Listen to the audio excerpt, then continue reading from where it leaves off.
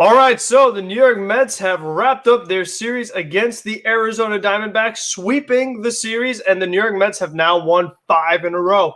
Definitely was a bit of a crazy game, so we're going into that. We're going to have some guests from Mets Weekly hopefully join us in a little bit. Thank you, everybody, for tuning in. If you are just joining or you watch this later, make sure to leave a like. So let's hop right into it. You have Jacob deGrom on the mound. Hello, Mars/Jupiter Gaming. What is up? You have Jacob deGrom on the mound, finally coming back after the lat tightness against Boston. And you want to see how he looks, and the lat definitely still is a problem. Although Jacob deGrom was perfect in the early part of the game, you could still see that Jacob wasn't really himself. Ryan, the final score was 4-2 New York Mets victory. That was the final against Arizona. But Jacob deGrom still not fully healthy. You could see that he was kind of overthrowing. And then when you see him throwing it outside a little bit, kind of overthrowing maybe, and just the way his follow-through was going, you could really see that, Jacob deGrom was not himself. And you know what? The fact that this lat is still bothering him, he was hitting 100 on the gun, but you do hope that this is not a long-term thing. Somehow this could get cleaned up relatively soon, because you don't want to have this linger. Like, even though deGrom could still be effective, even with the lat bothering him, you don't want it to get worse. So, I mean, that really is the big thing. And it's unfortunate because with the way the past couple of games have gone, the Mets are very short-handed in the bullpen. So you're thinking that, normally with deGrom, he's going to give you a bunch of innings anyway. You're not going to have to use the bullpen too much. And that wasn't the case. So the Mets had to use their bullpen. And to Benjamin's point, the bullpen was amazing. Miguel Castro, he came in out of nowhere. He was expecting to come in. It took him a while to get his rhythm. But once Castro got his rhythm, he was able to escape the jam. Jacob Barnes, he gave up a run, but that was in his second inning work. Probably shouldn't have gone 2 innings in the first place. Don't know why Trevor May was not used in this game. He only threw 13 pitches last night, and he's pitched really, really well lately. So I'd like to have seen Trevor May come in, but Edwin Diaz had to do 2 innings, try to clean up the mess that Barnes put him in. Wasn't pretty at first, but Barnes got out of it, so that was really good. Carrasco looks like he could be coming back, around May 30th, Taichi, to answer your question. So Carlos Carrasco should be back pretty soon. They want him to get some rehab starts to really see where he is right now, because the thing is that if you try to have Carlos Carrasco get into a rhythm in the major leagues, that's not really the time to be experimenting or getting into rhythm. You want to make sure that when he's in the major leagues, he is fully ready to go. So, I mean, that is the plan with Carrasco. You feel like he probably is healthy enough to come back. His hamstring is still bothering him a little bit from what I last saw, but I do hope that Carrasco could be here pretty soon. We thought we had a run scoring position issue. Look at the D-backs. That's very true, Z. I mean, both of these teams do not do well with runners on base. Arizona is not a great team to begin with, and it's just very important that the Mets are able to sweep this series because, I mean, Arizona is not good. So win the games you're supposed to. That's definitely going to help you out because you play in a very tough division. We still have not played the Atlanta Braves yet. So, I mean, the Braves have not been doing great so far, but they still just give the Mets a tough time every single one. So we will see how that goes. But, next up we have the Baltimore Orioles. So, I mean, who knows how that's going to go. I'm going to face Matt Harvey on Wednesday. John Means coming off his no-hitter. Once again, scheduling. What the heck? I mean, why is there off day on Monday and Thursday? Again, like, why do you need off day, 2 games off day? Really strange. Hopefully, Brandon Nimmo and J.D. Davis could be back for the weekend series against Tampa Bay. But, I mean, as far as the offense is concerned, like Z said, there were some runs and scoring position issues. Again, not really getting the big hit. You had a couple hits here or there. You had a walk that led to a run, things like that. It looks like Francisco Lindor is definitely improving from where he was last week. Michael Conforto's looking better. P. Alonso drew some walks. McNeil's looking a little better, but, some other guys like McCann, I mean, Dom got a hit, with a couple runners on, but those guys definitely still are struggling. So this team still is not, really clicking on all cylinders offensively, and the fact that the pitching is still doing so well, that's really encouraging. I mean, the fact that you had a game where Joey Lucchesi started and you still won, that is a very good sign. Let's see. I was always more defensive by our bullpen. Lugo, Drew Smith, and Lucchesi could give us the best bullpen in baseball. I'm really excited for what Lugo could do. I mean, because this has been one of the better bullpens in the league so far. And in my opinion, I think Lugo is the best all-around reliever on this team, a guy that I feel you always could trust. So, I mean, just the kind of element that he could give, that would be a really big boost. And we still haven't seen Drew Smith yet. They called him up, sent out my man Hildenberger, which is unfortunate. But, I mean, there really is no room for Hildenberger right now. Jacob Barnes, up until that home run, have been pitching very well recently. He's out of minor league options. Tommy Hunter was great the past couple of nights. So, I mean, you want to keep him on this roster as well. And then you're going to keep the Aaron Loop. Even Gazelma's pitched well. Familia's been excellent. Castro's been very good. May's been good. Diaz has been good. Like, everybody's been really good. So it really is, it's tough to find a spot for somebody like Trevor Hildenberger. So that is the unfortunate part about it. But you do hope that this team gets it going. And Baltimore, they've lost a few in a row to the Boston Red Sox, and we'll see how tomorrow goes. But I do hope that what happens is that if you have another team that's struggling in Baltimore, win those games as well. I know John Means is good. Matt Harvey's pitched well this year, but if you could just get a little bit of a streak going and just beat the teams you're supposed to, that would really help you in the long run. I think Barnes could be a solid no one else to put in reliever. Yeah, eventually Barnes could go into that role of like you're up 7 or down 7 and you kind of just have to have somebody pitch. Barnes could do it.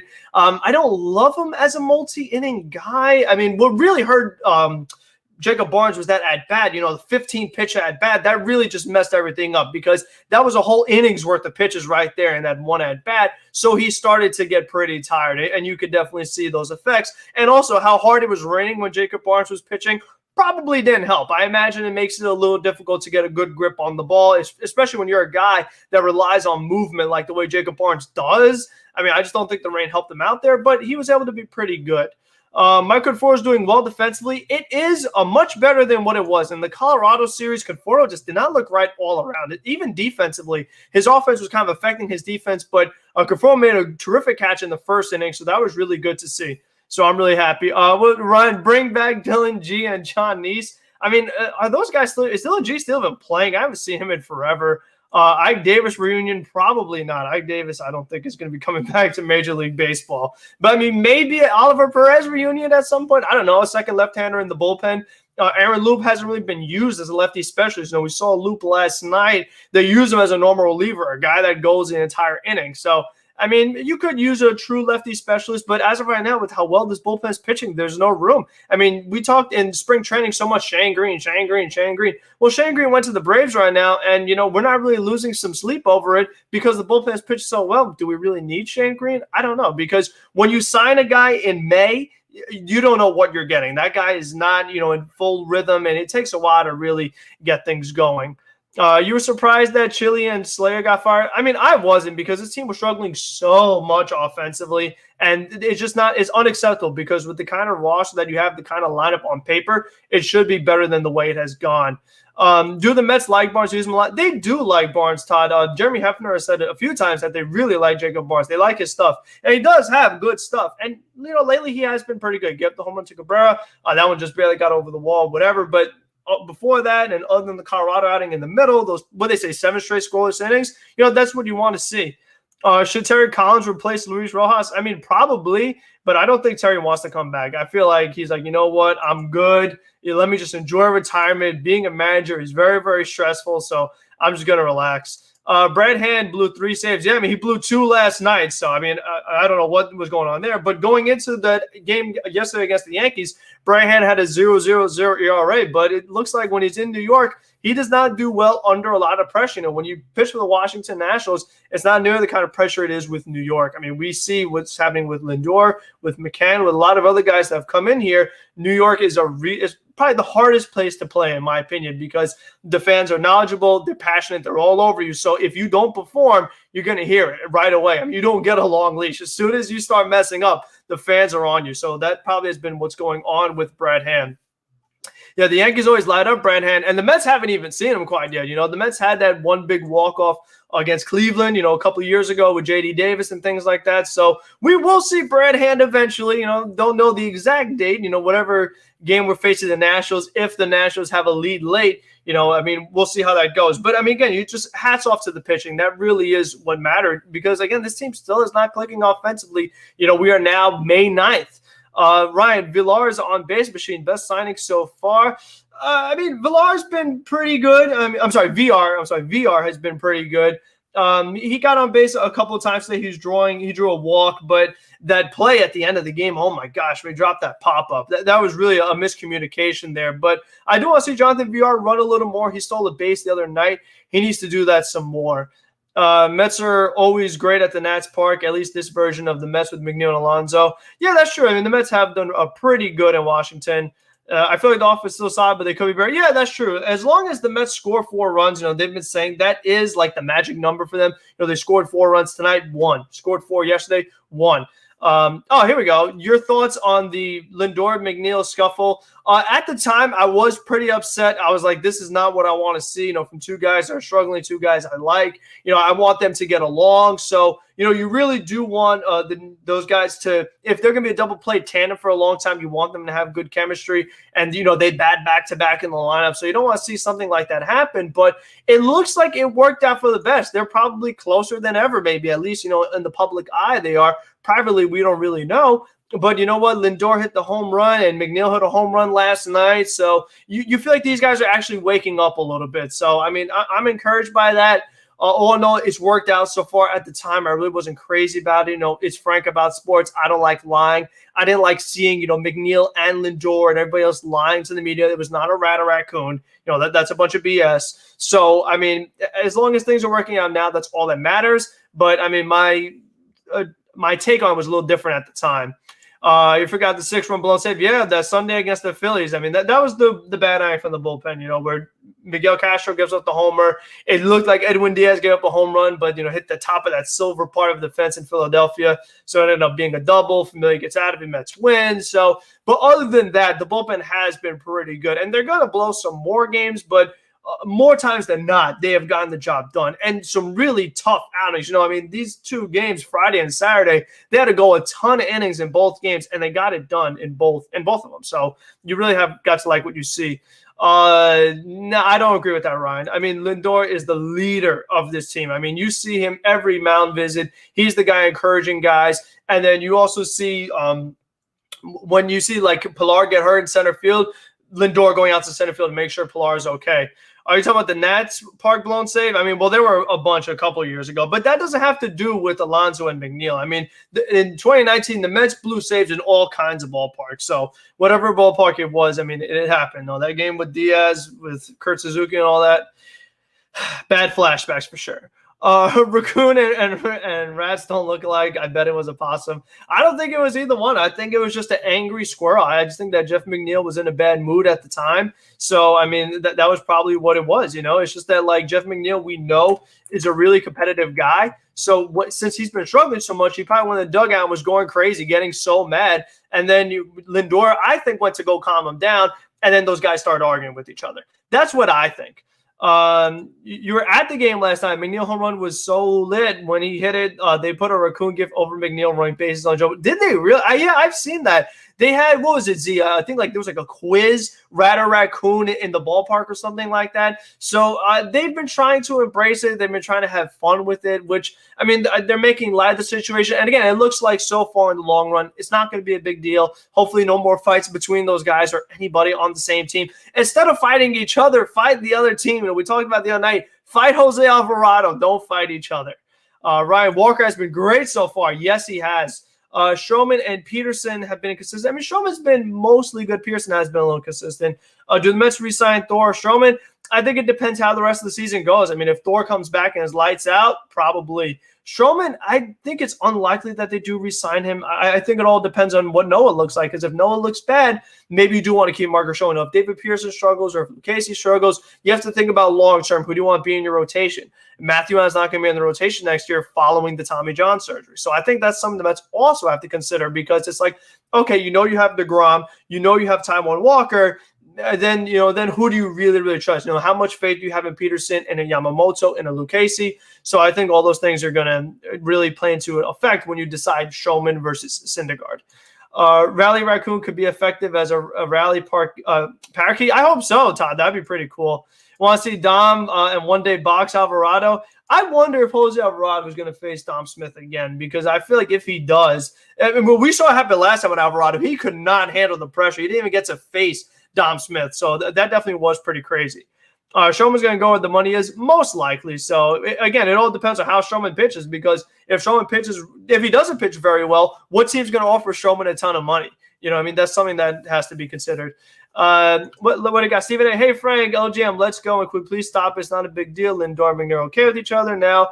And better, we are good. They just needed to get the frustration out. That is all. I hope so, Stephen. I hope that's what it was, that these guys really are just kind of getting it out, getting all the anxiety out of the way or frustration out of the way, and really, have that bonding moment to really get this team going. And I hope we look at that fight, or whatever it was, as a turning point in the season for those two guys in particular, because those I feel like McNeil is your best all-around hitter and Lindor is supposed to be your best position player. So you really would like those two guys, the 1 and 2 in your order, to be productive. And they haven't been so far. So, I mean, McNeil's hit home runs here or there, but these guys are not playing to what they're capable of. Like Jeff McNeil is a batting title kind of guy. Francisco Lindor is a guy that, perennial all-star, does it all on the baseball field. And it looks like he's slowly doing a little more, whether it's the infield single, whether it's the defense, stealing bases, hitting home runs. I feel like he got a little bloop. He had a sacrifice fly. So you just feel like Francisco Lindor is starting to do more of those little things. That's what makes you worth a $341 million player, not because you hit home runs, not because you play good defense, but because you do all the little things. You do a bunch of everything. You're a leader. That's why you give Lindor a lot of money, because he does so many little things that may not always show up in the stat sheet or in an analytical metric sheet. This team needs something, so this could be a launching pad for a good stretch. I hope so, Andrew. The fact that they're playing Baltimore next, take advantage of that. Get a 7-game winning streak. That'd be good to see. Look, we swept the series. Now let's go beat up the Orioles and Matt Harvey. Yeah, that Matt Harvey versus the New York Mets game, that's going to be something else. That's going to be really crazy. I didn't really think we would see another match where it was Matt Harvey in Citi Field against the Mets, because lately he had been struggling. This year with the Orioles, looks like I don't want to say he's back to the dark night, but he's effective again, because he had bounced around the league after the Mets, whether it was with the Reds, I think it was with the Royals at one point, with the Angels. I mean, Matt Harvey was a whole bunch of different teams, was not able to be effective, but doing well with Baltimore. What goes on in the clubhouse stays in the clubhouse, and then my media and the Stanley. Yeah, I mean, they were trying, Stephen A. I mean, they were really, really trying. The media was like, oh, what happened? Tell us more. I mean, they were trying their best. You don't like Yamamoto much. He got destroyed in AAA last night. I mean, Yamamoto, he pitched well against St. Louis. So, I mean, that's what matters to me. I mean, I care more about what the guy does in the major leagues compared to the minor leagues. And Yamamoto has been inconsistent. We saw in just his very brief career, he has been inconsistent. So, I mean, we'll see how it goes. Again, as long as you pitch well against the major league team, that's what matters to me. And I don't really know when we're going to see Yamamoto again. If they are going to indeed use Lucchesi as that fifth starter until Carrasco is back, whether it's with the opener like a Miguel Castro or with the Tommy Hunter or whoever, Jacob Barnes, Robert Gazelman. I mean, do you recall Shawnee Foley at some point? Maybe. But I think it's important just to, keep Yamamoto in the minor leagues available for when we need him. For when deGrom is scratched from a start, when there's a rain out, things like that. That's where you need Yamamoto. I thought I heard that too, Jupiter / Mars. I wasn't positive, but I could have sworn late in the game, I think it was in the 8th inning, I heard someone saying, let's go Yankees. I was like, what in the heck is going on? I mean, the 7 line or the 1-3-5 Mafia, these guys really got to, step their game up. They can't let that happen. You can't let the Yankees take control of Citi Field. I mean, what's going on now? Yam might to suffer deGrom now. If he's going to miss another start, that's possible, Todd. That's a good point. Can you believe how good Tommy Hunter was? No, Z, I can't, because, I mean, here's a guy that, didn't make the team in spring training. He didn't pitch that great in spring training.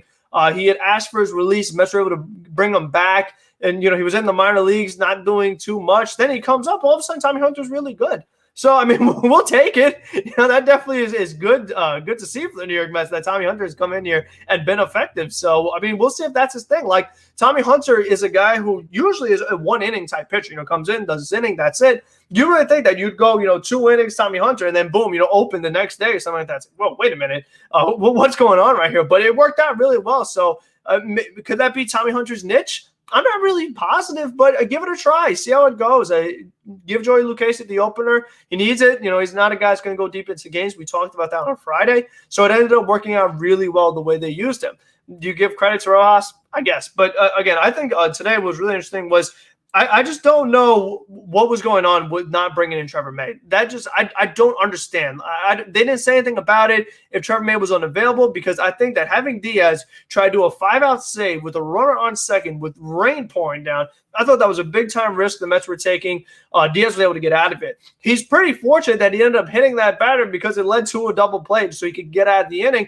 And by the time he was pitching in the 9th inning, he didn't really have that many pitches under his belt. So he wasn't overworked. I mean, what really overworked Edwin Diaz was Jonathan Villar dropping that pop-up. That was what really got his pitch count pretty high up there. But, credit to Diaz, because I think 2019 Diaz, he will not be able to overcome all that adversity. So I give him a ton of credit. May did well in his save. He did do well, and Trevor May's been doing great lately. So, I mean, I think, if you could have that as your setup man to Edwin Diaz, if Trevor May is rested, only pitched 13 pitches on Saturday. You have an off day tomorrow. Why overwork Diaz? I just think that was really, really risky. It ended up working out, but not what I would have done. So that's just the way that I look at it. I want to see if I can get anybody to join from Mets Weekly, see if they could hop in here, and then we could see what they have to say. And if you guys have other questions, we could talk about that or anything else going on in sports. What other observations do we have from the weekend, from this week? 5-game winning streak. It's good to see. I mean, that definitely is big because we had a losing streak, whether it was against the Red Sox and things like that. Lost 2 in a row to the Cardinals, but now the Mets have won a few. And again, we know Arizona is not good, but how many times have we seen, the Mets get shut out by, a Riley Smith, and lose a Jacob deGrom game or, lose games to teams that you're supposed to beat. We've seen the Mets do that a ton. So I really think that I'm just happy that the Mets were able to beat Arizona. That was big, beat these teams beat the easy teams because you're going to play so many tough teams. You really got to win these games. I agree, Andrew. I mean, if you're here anyway, you got to leave a like. Are the Braves still the Mets' biggest threat? I think so. I mean, I feel like if Max Fried and Mike Soroka get healthy, the Atlanta Braves should be really good. Freddie Freeman had been struggling. You don't expect that to last much longer. So I do think that he'll be better. The Phillies, they've been good. So they've surprised me for sure. I think the Philadelphia Phillies, they've been the biggest surprise for me, that they're the team that have been battling with the Mets for first place. Their bullpen is much improved. The lineup is good, from top to bottom. The rotation is pretty good, between Nola, Wheeler, Eflin. But I just think the Phillies have been better than we expected. There you go. Freeman has a worse batting average than Lindor, and Lindor has been struggling big time for this early part of the season. So that gives you an idea of where Freddie Freeman is at right now. And we know Freddie Freeman, he's like, other than Acuna, he's the guy that really he's the heart and soul of that team. He's a National League MVP in that short 2020 season. And Acuna has been great, but he can only do so much. You know what I mean? So you need these other guys to step up. Whether that's Ozzie Albies, Marcell Ozuna, Travis d'Arnaud's out for the season. So you got to fill in with the immortal, amazing, fantastic, I mean, just godly catcher in Tyler Flowers defensively. So that's going to be a hole in the lineup, though, because Travis d'Arnaud won the Silver Slugger in 2020. Tyler Flowers not going to win you a Silver Slugger. He's going to give you good framing, but he's not going to give you the Silver Slugger that d'Arnaud does, and he's not going to kill – I hope he doesn't kill the Mets offensively like d'Arnaud did. So that does change the dynamic a little bit. Sweep the Orioles now. I completely agree. I mean, there's no reason – why you shouldn't do it. I mean, this is a team that is really, really beatable. So I want to see the Mets get that done. Again, just win the games you're supposed to.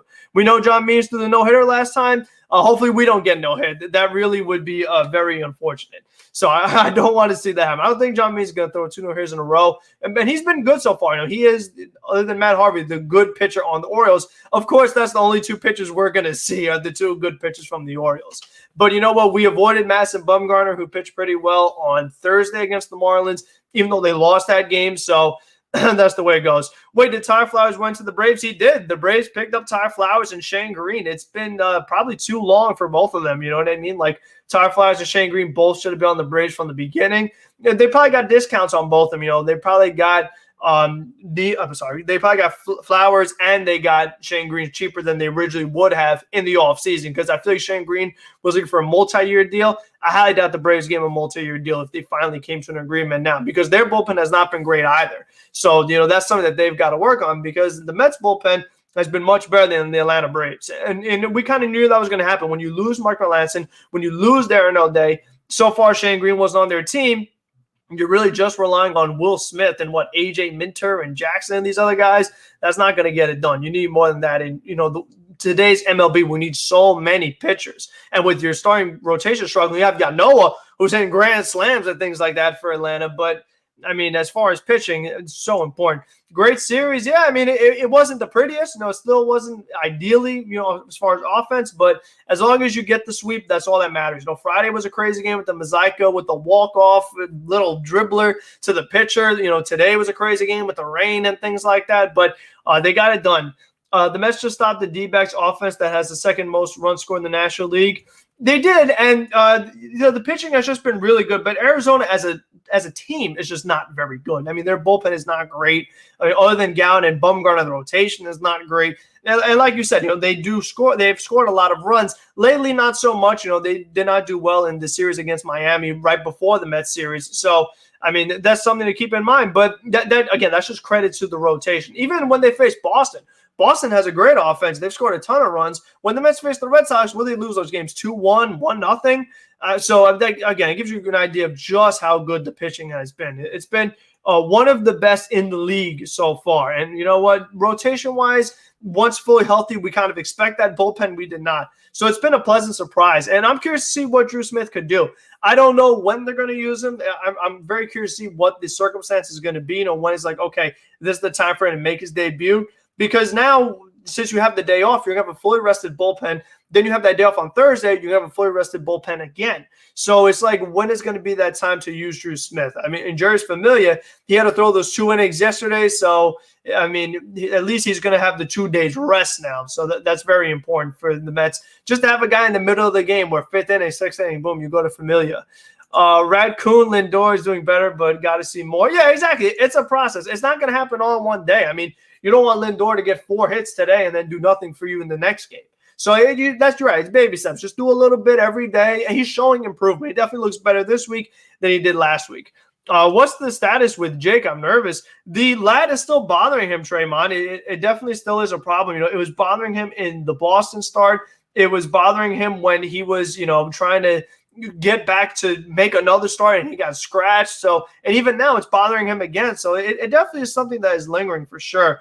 And Rojas said they're going to get another MRI to see what's going on there. And it said the right side tightness is more in his lower back than just his lat. So it looks like just that whole right side of Jacob deGrom's back is bothering him. So that's not what you want to see. I mean, he's important for this team. He's the best pitcher in baseball by a pretty good margin. Not just pitching, but hitting. Guys, a 500 average, running the bases. Did you see Jacob deGrom get that infield bunt single and then just run around the base? Is so amazing. He fields his position very well. He deals with such high leverage, never gets any run support, but still pitches really well. So, I mean, Jacob deGrom just does so much. You really want to keep him healthy. You don't want to lose deGrom for a extended period of time. That would be such a devastating blow. deGrom deserves a no-hitter and a perfect game at some point. I feel like the no-hitter has to happen eventually. It absolutely has to. I mean, he had the 4 perfect innings, but I mean, when deGrom has lat tightness, he's not going to get his no-hitter. But I do think it will happen eventually. Will he beat the Tom Seaver mark? He's been close a couple times. I mean, he almost had it against Colorado. He might beat that as well. We'll see. Hi, Schoratic. How are you doing? Very nice profile picture. That's a funny one. But any other observations you guys have seen from the Mets, from baseball, from sports in general over the past week or so? Yes, Steven, the no-hitter will happen. I agree, too. We're going to probably have Andrew joining very soon. I don't know if anybody else from Mets Weekly is going to be in there. It is Mother's Day, so obviously happy Mother's Day, everybody, anyone who's tuning in now. I mean, definitely spend some time with your mom as well. I mean, don't just spend it with me. And if you're going to leave, make sure you leave a like, and then you can do whatever you want to do for Mother's Day. So definitely happy Mother's Day to all of your mamas. That definitely is the message of the day from me. So the other thing I did, guys, is that I got a new router, so hopefully the connection doesn't go out anymore. I'm using StreamYard. This way the stream, I can probably get back into it in case it kicks me out, So I really want to get another Mets Weekly member in here. This way I have a little bit of backup just in case I get booted out. Let's see. deGrom was having a no-hit for a while. Yeah, I mean, he had that 4 perfect innings. You love the bullpen of Mars Gaming? I mean, it's been very good so far. It has been better than I thought, better than probably a lot of people thought. It worried us because we saw the past couple of years how much the bullpen has hurt us, whether it's Familia, whether it's Betances, Diaz in 2019. He didn't make too many moves. Jacob Barnes, it's like, is Jacob Barnes going to make a big difference? Is Gesellman going to be good? We definitely had our question marks going into the year, but so far so good. I definitely think Jeremy Hefner deserves credit. James McCann deserves some credit for that. So whether his framing is good or not, mentally trying to encourage the pitchers, try to do what it takes to help the pitchers out. McCann's doing that. Calling the game. McCann's got a part of that. So you've got to give him at least some credit for that. Oh, you like my profile picture? Yeah, it's pretty cool. I don't watch anime, but it's a pretty cool picture as well.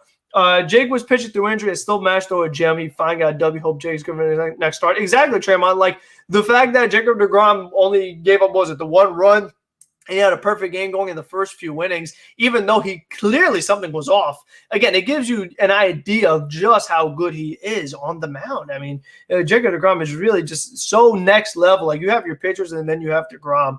You forgot Betances still part of this bullpen.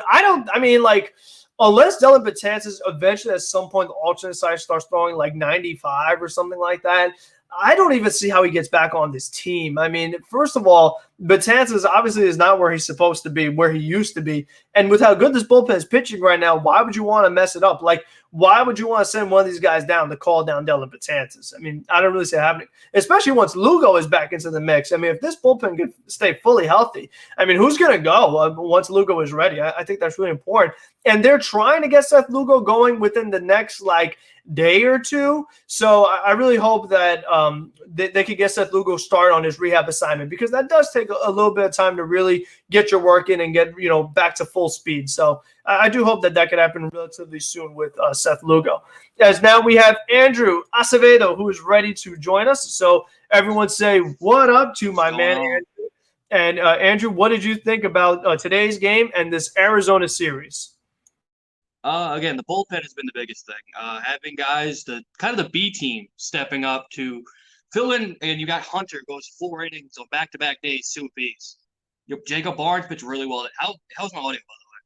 So I'm having some technical difficulties with the mic, and I'll be Your good. mic is good, but it's a little laggy. So I heard most of what you said, not every word, but I got the gist of it. But you're right. I mean, Tommy Hunter, who would have thought 4 innings in 2 days? I mean, we think maybe 2 innings in 2 days. So 4 innings is definitely, much better than we expected. And it definitely comes down to the bullpen, because whether it was David Pearson struggling, walking everybody, it was, we know Joey Lucchesi is not going to go far into the game. And then deGrom exiting early with injury. I mean, you really were going to need some big-time bullpen performances, and they got it in all 3 days after you had just done 4 straight games against the St. Louis Cardinals. So, I mean, this definitely was a really big series for the bullpen, and now they get the day off to be fully rested for Baltimore. Hey, Andrew, are you with us? Are you there, Andrew? Speak to the people. Hey, Mothman, what is up? What did you think about the game today? Yeah, Familia does look like the old Familia. I mean, he's effective right now. All right, you probably try. Yeah. What? Can't hear Andrew. You're probably gonna have to leave and come back. I guess. No, we're not seeing anything. We're not hearing anything. All right, so hopefully Andrew will be back in a little bit. But yeah, I mean, John, that's a good point. You're talking about Familia. I mean, he definitely looks really good. His velocity is there. That's huge. And I don't know, I just feel like he's not really panicking as much. He's not getting as behind in the counts as frequently. He's just putting himself in good at bats, and then he's just putting hitters away. What else did I see? Z, I hate to say this, but Betances' injury was a blessing in disguise. I mean, it was. It's kind of like Cano, where the Cano suspension was a blessing in disguise. The same goes for Betances. The fact that all these other guys have stepped in and pitched really well instead of him, that's been really, really important. That's very true. Is the game at Citi Field? For Baltimore, it is. The series against the Orioles is in Baltimore. Looks like we're sweeping the Orioles too. I don't want to take that for granted, Mothman. I mean, we know with the Mets, it's like you just never know when they're going to go back to doing dumb stuff, especially with Harvey and John Means. I wouldn't take it for granted. I hope so, though. I mean, because Baltimore is not very good. What about those Knicks? What about them? I mean, they've been excellent lately, so they're going to be in probably one of those top 4 seeds. I mean, let's see if Andrew is back with us now. We have a black screen. I'm not sure why. But I was wondering if maybe Andrew could give us his take on the Knicks. How many Andrews are there? Why do I see 2 different Andrews? Who is the real Andrew? They're being the Clippers right now. Yeah, I was going to put the Knicks game on over here to see how they're doing. Is Kawhi and Paul George playing? I was so focused on the Mets and on the stream, I've not checked. Mets greater than the Knicks, Z? I don't know, man. Maybe. It's pretty close, I would say. I mean, are the Mets a top 4 team right now in their league? I don't know. And that's an interesting question for sure. I mean, the Knicks are up 10 right now against the Clippers. So, I mean, there you go. Kawhi Leonard, I see him. I'm not sure if Paul George is playing. So, that's good for the Knicks. But anything else we have with the Mets? If not, let's enjoy our Mother's Day. Let's get ready for Baltimore Tuesday. Probably live stream after the game if I'm not too tired or if everything works out well. But if not, that's pretty much all I wanted to discuss, I think, other than Patrick Mazeika drawing a walk. So when the bases are loaded, go to Patrick Mazeika. I mean, that's got to be the game plan going forward. Oh, wait a minute. We're not done yet. Webbs Love wants to check in. What's up, Frank? Great Mets game today. VR killed me in the ninth. Oh, my gosh. Yes, he did. But overall, great game. That Conforto catch was amazing. I agree, Webbs Love. Mets in first place. Hope the Phillies lose tonight. I agree, Traymond. Mets have a much better chance of winning the World Series. Oh, yeah, for sure. Yes, I completely agree with that. I mean, I thought we were talking about the regular season, but championship-wise, yes, the Mets do have a much better chance. Okay, Andrew, anything about the Mets or the Knicks? It sounds better. You look a little better. You got some more light in you. You got all the crosses of Jesus protecting you to give you the good connection. Trust me, I know all about that connection. So let's hear it. Yeah, I'm using my Wi-Fi is down, so I haven't had Wi-Fi all week, so I'm using service. But I know about the bull. I know about no Wi-Fi. I know about again. That. Yeah, but again, you're getting contribution from that bullpen. Barnes has been well. You had Hunter come out of nowhere and give you 4 good innings. Lucchesi pitched pretty well, even though we kind of want him in the bullpen more than just starter. He pitched well. And Lindor on base 4 times the last game against St. Louis. The homer on Friday. 2 hits yesterday. I believe had a hit today. So maybe got him going. McNeil homered yesterday's game. Now you're starting to get the guys back. Now you get Nimmo and JD back on Friday. Could get this offense really getting going, and we can really get some damage going. Yeah, I mean, that's a great point, Andrew, because, Nimmo and J.D. Davis, they pretty much were the 2 best Mets hitters. They were the only 2 guys that were playing well while all these other guys were struggling. I mean, Nimmo was starting to tail off a little bit, and I think it kind of corresponds with that injury. I think that makes sense, even though it looks like now it's his hand bothering him and not the hip, right? If I'm not mistaken, with Brandon Nimmo, it looks like he has a hand injury, plus the hip is probably still not 100%. So, I mean, you do hope that Nimmo could get healthy, because we've seen before, if Nimmo is not healthy, even though he plays – he's not his 100% self and doesn't hit as well. He can still get on base, but he doesn't give it the same amount of hits. Listen, we need to give an opener to Lucchesi every time he pitches, probably, because we know he's not going deep into the game. So that's probably something we have to do more often. Okay. Do you see the Mets trading Conforto by deadline? Just curious question, because other than his defensive plays, offense suspect, not sure he's worth $200+ million. I mean, I don't know if he's worth $200+ million either. What's up, Andrew? Who's gonna want him after this, cold start of the season? Who's gonna want the guy? A penny Frazier who's not hitting and is only hitting defensively.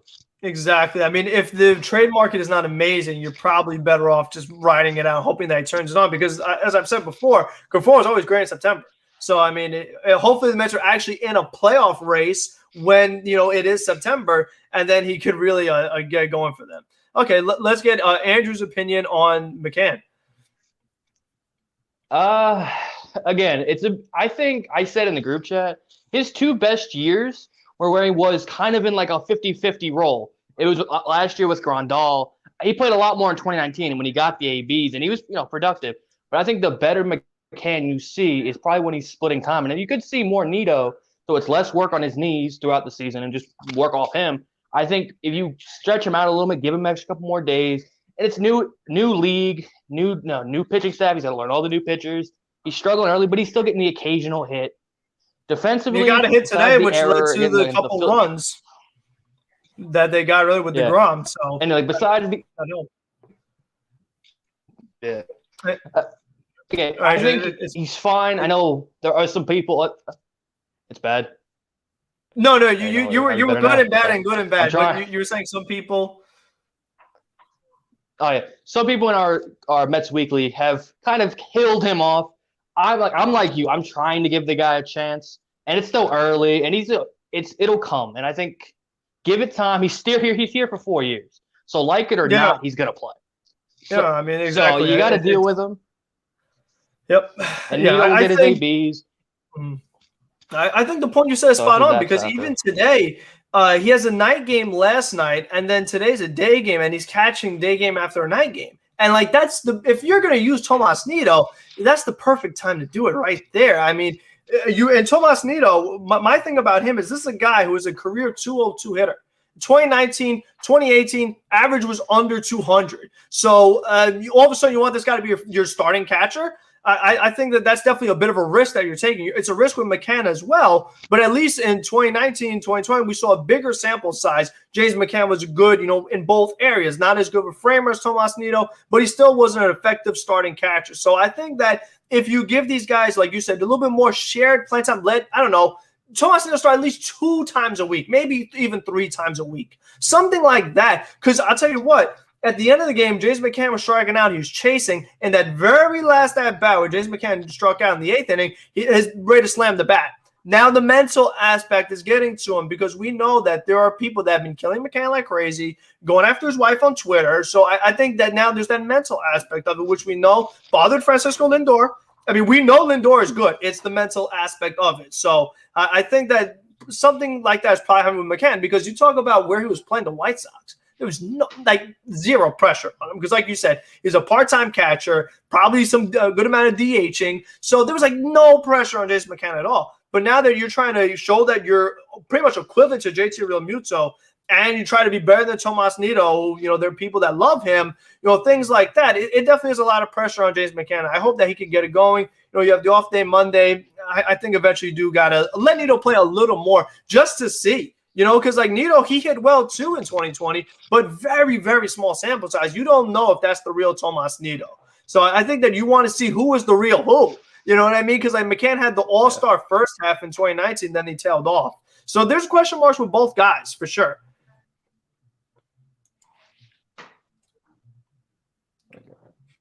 Anything else, Andrew, you want to say? Because I was talking for a while. I'm not sure if you want to add on to that.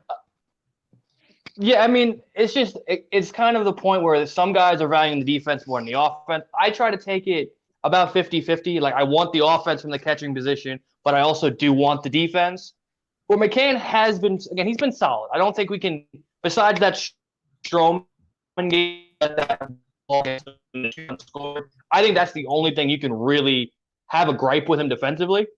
But he's been good enough. He's been solid enough. I know the framing, again, I'm not the analytical guy. I know Mets fan loves it. That's not how I am. I watch the games, and that's how I base it off. I look at the numbers. But, again, with Nido, he's going to get his ABs. Has he hit better lately? Again, had a really good series in St. Louis. Had a good game 1 when he came in the second half of that game. Had a really good start. So does he deserve maybe to play a couple more times? You can make that argument. But when McCann, again, he's coming from Chicago. But Chicago is a bigger market, but he's coming from the smaller Chicago team, the White Sox. Same thing with Lindor.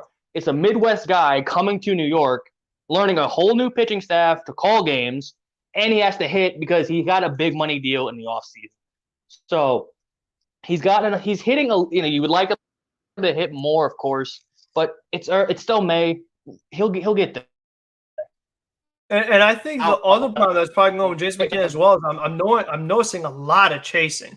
And I think that having James McCann bat 8th in the National League with the pitcher right behind him, that's not doing him any favors. I mean, the pitchers are not going to give you anything to hit. So I think that the Mets probably have to be a little more mindful of that. It's that's why I think kind of 8th would be an interesting spot for JD because JD is a guy who's a really patient hitter. I think that a VR or McCann batting 8th, if they're chasing because the team's trying to get to the pitcher, you're not really making the most out of them. I mean, that's just the way I look at it. I think that bunting James McCann over is pretty hard. I never like batting my catcher 8th in the National League if I don't have a guy that's very quick with, when it comes to running. So, I mean, that's something that they have to consider as well because right now where he's struggling is the chasing. He's striking out way too much now. He was chasing a couple in the dirt today. So something like that has got to change. If you got to move the guys around, it's tough right now because you are down. Like we said, you're down 2 players. Even if you had a Guillorme playing, that would help as well. He's a really good offensive player. Guillorme could bat 8th. He's got a really good eye. He could take a walk. He'll let the pitcher work around him. So I hope that James McCann could get it going eventually.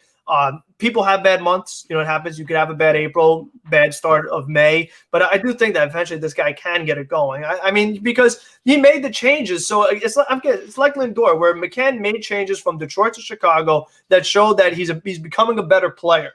So you hope that those changes actually take into effect. And I said this on Friday, but when you were making the decision between Realmuto and somebody like James McCann, somebody like Sandy Alderson, I'm surprised he even did that deal with the kind of risk there is with James McCann. I think that knowing Sandy, he would have full conviction that James McCann is the guy, because I think that with how hesitant Sandy was to get time on Walker, why wouldn't you have that same approach with McCann? I think that you have to be 100% certain that what you saw in McCann in 20 and 19 is the real McCann and say, okay, I want him for 4 more years. I want him teaching Francisco Alvarez and things like that. And I mean, will you have to fast track Alvarez if McCann struggles? Maybe. instead of using Alvarez in 3 years, maybe I have to use him in 2 years. I think something like that probably has got to be on the table because, Alvarez off to a great start in the minor leagues. I'm so pumped for him, and I really hope that he could be that catcher of the future. We don't think about James McCann. We don't have to worry about James McCann anymore. We could finally have some long-term stability at the catcher position, homegrown. I think that would be a really welcome change for the Mets. Yeah. Again, with that, for me in the minor leagues, this whole 2020 season throws everybody off. So obviously now Matt Allen, what happened to Allen sucks. Now you're not going to see him. And he's not going to be able to throw. He hasn't thrown a bunch of innings since 2019 because he threw in 2020 in the alternate side or whatever. But he hasn't thrown a full season since 2019. Now he's going to be out all this year and miss a big chunk of next year recovering. With Alvarez, he's hitting well. Same thing with PCA and Beatty. Thank God all our top prospects are hitting well. But with 2020, you're throwing off the guy's timeline for most of them. Could you see Alvarez in 2 years? If he rockets through the system and hits and shows as well, this guy could be a legit, like Juan Soto at 19, just runs through the minor league system, says, this guy is legit, get him up here. He could totally do that. Do I expect that? No, because it's a catching position. It takes a lot more to develop a catcher. Besides that, he could be a great bat, but he's still so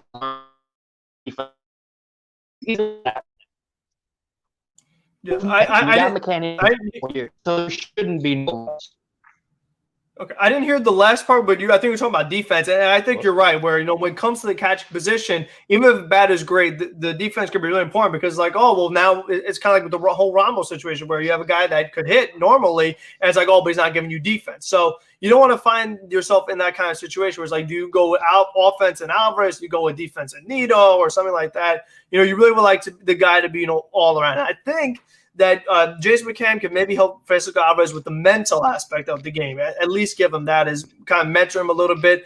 He could go maybe to Tomas Nido for the framing master class or whatever and things like that. And hopefully that would just give Alvarez a good career. I think you have to consider things like service times. That's the other thing you kind of risk if you do fast track him a little bit. Because ideally you'd like to keep Alvarez for as long as possible, as reasonable a number as possible. Because I think by 2 years from now, Cole wants to win a World Series in 3 to 5 years. Who knows? Do we add another big-time player in the offseason? And we could be pushing pretty close to that luxury tax. So you don't want to be, just shelling out more big contracts. If you re-sign Conforto, if you re-sign Syndergaard, now you're really looking at, a lot of different, scenarios compared to where we are right now. But we hope that that's not something to worry about. We just got to focus on now. Root for McCann, root for Nido, and just hope that you have 2 good catchers, And I do think that Nido should play more, though. I'm not going to deny that. I think that they are playing McCann too much. Day game after night game, that should be automatic. You go to the other catcher. For whoever it is. I don't care who your catcher is.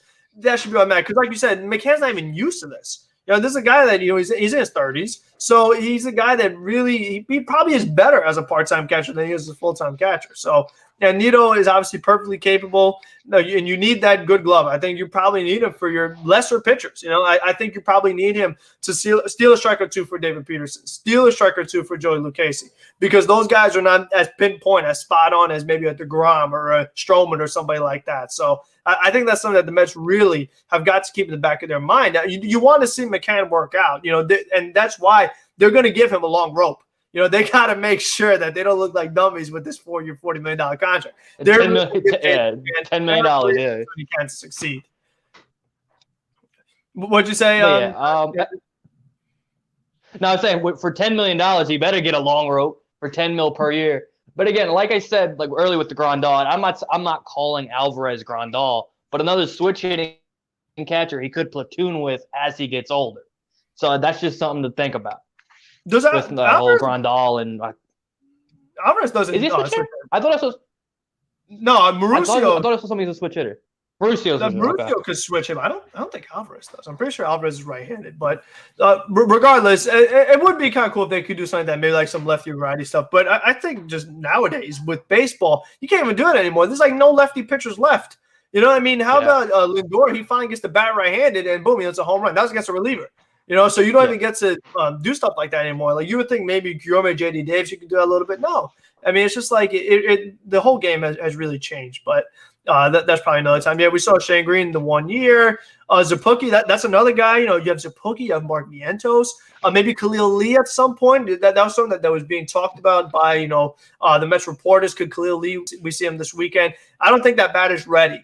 But what's interesting about Khalil Lee is that MLB, I think it was MLB Pipeline, had his ETS 2021. Now, like you said, that could be thrown off. Maybe everybody is a year behind. Like if Khalil Lee had a 2020 minor league season, maybe indeed Khalil Lee could be ready.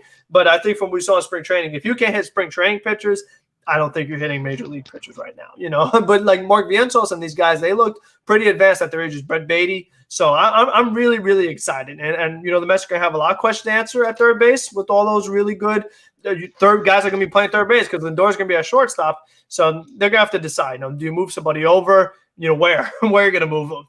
So, I mean, who knows? I mean, definitely a lot of exciting stuff to look forward to.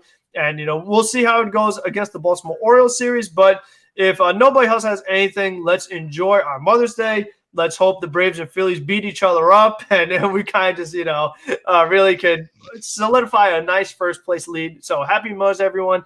Thank you for tuning in. Thank you, Andrew, for joining us. Everybody check out Andrew's channel. Subscribe to him. Watch his videos. I'm sure he's got a Diamondback series recap on the horizon. So be sure to check out that. Yep. So love all you guys. Let's go Mets.